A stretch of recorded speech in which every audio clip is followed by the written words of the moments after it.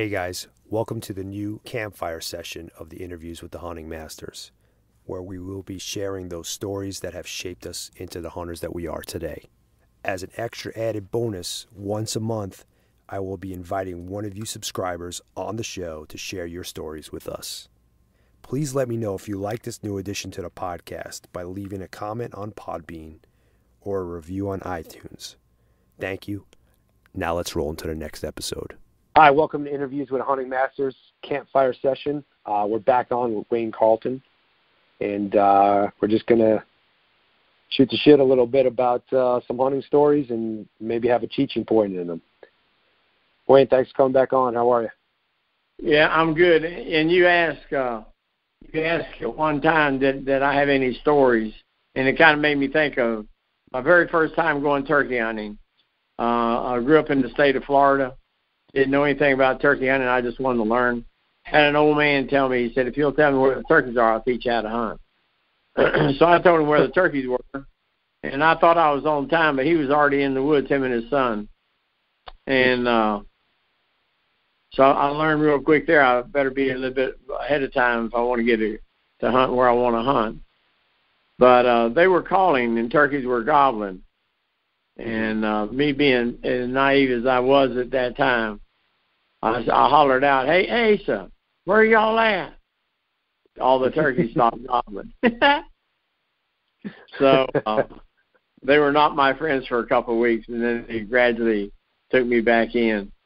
But just learn to respect wildlife and realize that as a young 14, 15-year-old boy, there's a lot to learn. Absolutely. So that made an impression on me. For sure. Do you have any, what was your most outrageous hunt? What was, the most, crazy hunt that you ever had that kind of, is the most memorable, sticks out in your mind? I think it was second or third biggest bull that I've killed. First afternoon of the first day, I mentioned that earlier. But we were we actually went over to check this water tank to see if there's any fresh tracks. And when we got there, there was quite a few fresh tracks. So I told my cameraman, Philip Vanderpool, I said, Philip, why don't we just hang loose here the rest of the afternoon and see what happens? So had not heard any elk bugle. We just saw that their tracks had been there. We were kind of scouting, getting ready for the hunt in New Mexico. I got there and I cow called, bugled, cow called some more. We hadn't been there 30, 40 minutes, and we heard an elk bugle up on the side of the ridge. And before we knew it, there was about 12 head of cows in the tank, dirt tank, drinking, enjoying life. And here come a big 6x6 scored, I think 350-something. It was certainly a nice bull. And I had already did a range to see how far it was across the pond. It was 60 yards. So when he was on the other side, I knew I wasn't going to shoot. But as he swam over towards me, he looked like Esther Williams with horns. And when he got within 25 yards, I took him. Nice. That was the first afternoon of the hunt. So Philip wasn't even ready. He didn't even have the camera tripoded. He didn't have it on. So we lost some footage, but we got enough to make a good show out of it. Awesome. And you got to be ready for the moment.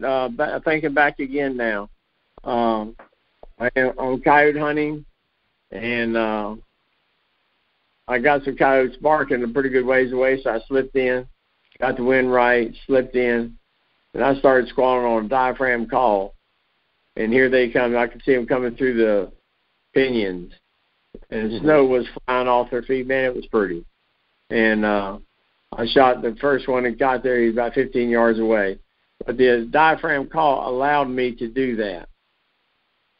If I could hold my bow in both hands, I could hold my bow and keep on squalling. And literally, I let the coyote run to the end of the arrow. Yep. And the closest I've ever had a coyote to me is 12 inches from the end of the shotgun. Wow. Good stuff. Yeah. Well, I hate to eat and run, partner, but I got to go. All right, buddy. Thank you very much. All right. Y'all have a good one. Bye-bye.